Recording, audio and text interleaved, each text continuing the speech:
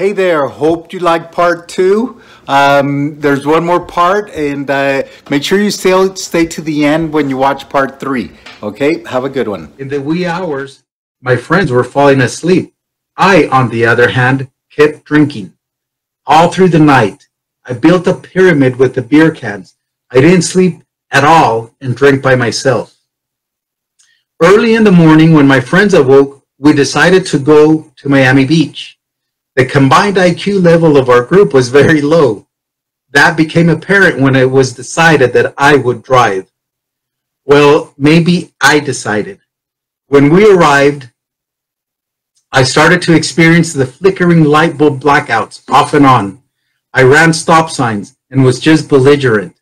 This culminated in a multiple car crash. After the crash, I must have been knocked out.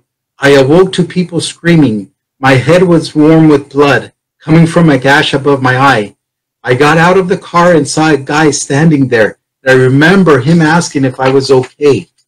So that was the crash, and I want to fast forward a couple paragraphs, and then it goes on to say, I went to court several times. A public defender was helping me. Once in court, the lady who had broken her leg chastised me. I was embarrassed and ashamed. But even though no one knew this, I was more grateful that she was okay. So that was the thing that I was so ashamed of. You know, and I'm at this beautiful conference. Hey, Milagros, how are you? From Orlando. Big hug. So I'm at this conference, and, you know, this guy is sharing his amazing story of overcoming and how he had gotten hit by a drunk driver. You know, and I could only think of me and my book and the horrible thing that I did to this lady and to other people that I hurt. You know, so he said, I was like just tuned out. And then he said, hey, I'm going to open it up for questions. And I raised my hand, you know, because I thought this is my opportunity to ask. This is my opportunity to ask him, how does someone like me move on from this feeling of shame and guilt? So I got the microphone and I said, hey, dude, I'm not your drunk driver, but I'm someone else's drunk driver. And right now I feel so ashamed that I don't even want to be here. You know, and he had shared some amazing things, and he went on to impart wisdom and love to me. And I understood what he was saying. And, you know, still I sat down and I was so overwhelmed.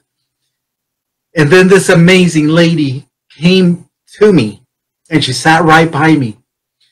And she just gave me love, and she gave me strength, and she gave me hope. You know, and I was so amazed, and I hugged her. And at that very moment, my friends, I realized why I had written Comfortably Insane. I realized the purpose. And that purpose this is the purpose for Comfortably Insane. It's for people like me that have these feelings of guilt, of shame, of overwhelming darkness, and thinking that there's no solution, and thinking that there's no way to get out of this. It's written for people like that to find hope and to understand that it is possible. And you know what? It's not just about alcohol. My story was about alcohol, but it's not just about alcohol. Man, you know, the way that I went to the conference, it was like I wasn't even going to go because I couldn't afford it. And I somehow found a ticket. Someone helped me find a ticket for $100 to fly round trip. I had to drive from Idaho to Salt Lake City. Then I flew to Texas, and it was just like a really crazy trip. I want to say hi to Pat and Jay, my friend, Jay Middleton. How are you? I still remember you from this one time I went to your house that you had broken your collarbone. I don't know if you realize how powerful that experience was for me. But anyway, okay, so that's the purpose of Comfortably Insane. To ignite belief, to ignite hope, to people such as myself that have gone through this or are in the midst of an addiction, of depression, of anxiety, of loneliness, of mental wellness issues. That's why I wrote this. I want to reach these people. So if you know someone like that, please, please share this book with them, because this is not going to stop with the book. I mentioned I got on my knees. I've been sober 10 years. Today is 10 years. But 4 years into sobriety, I was again in a super dark moment. And I got on my knees and I was praying and I was pleading with God and I was asking him to please help me, to help me overcome this thing that I had that I didn't know how to fix. And he somehow inspired me. And I somehow said, God, if I can reach 10 years of sobriety, I promise that I'm going to start giving back. And I'm going to start giving back to people that need this. And that's how the book came about. Because, look, I promise I didn't plan it, that on this day, this book was going to be published. I didn't plan that. It happened. It just happened that way. And I know that that's him coordinating and helping me fulfill the promise that I made to him. So if you know someone struggling either with addiction, with depression, with anxiety, with loneliness, with feelings of shame, feelings of guilt of maybe something they did in the past and they just can't get over it, send them to the book. So here's how you get it. I mentioned it's free today on Amazon. So that is awesome. Just for the whole day, it'll be free because it's the 28th and it's my sobriety birthday. And again, that's my way of giving back. So you go to comfortably-insane.com. You'll see me sharing my video. You don't have to watch the video. You can if you want. Put your email there. That'll take you to the link that'll allow you to get the access to Amazon.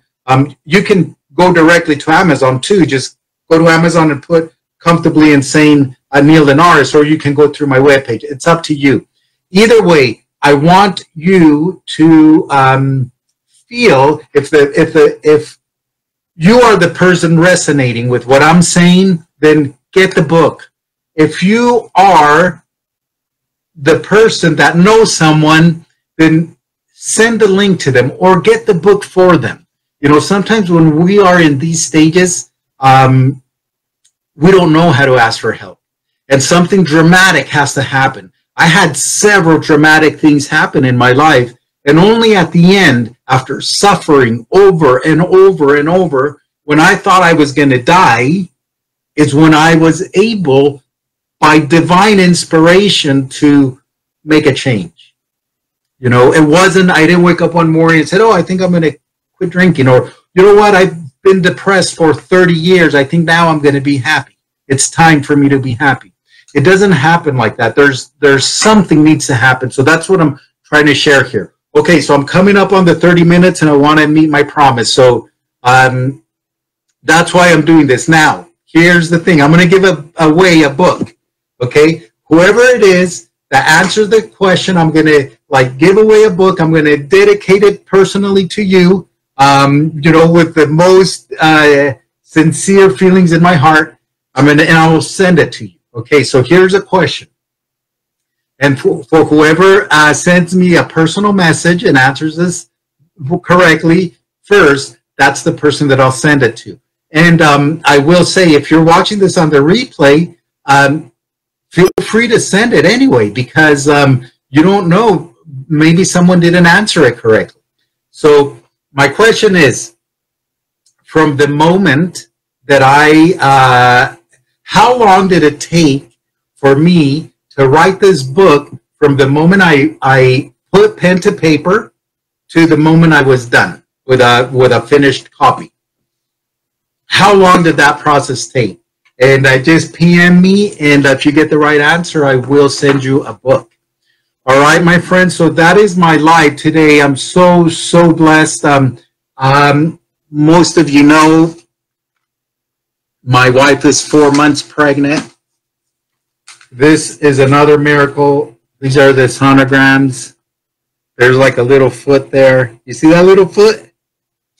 And then yesterday I posted, there's a baby sucking his thumb. And I have another baby, by the way, that he might be watching. His name is Neil Zachary. He's like an awesome kid that I love so much. And he told me, I said, hey, we're having a baby. And he goes, oh, great. That's great. When is the baby born? And I told him it's in February. And he's like, okay, great. I want to be there because I'm still the first baby. And I'm, yes, my son, you are. And I love you so much. Neil Zachary, you know, I'm leaving that out. I'll end with this. This book was written for my son.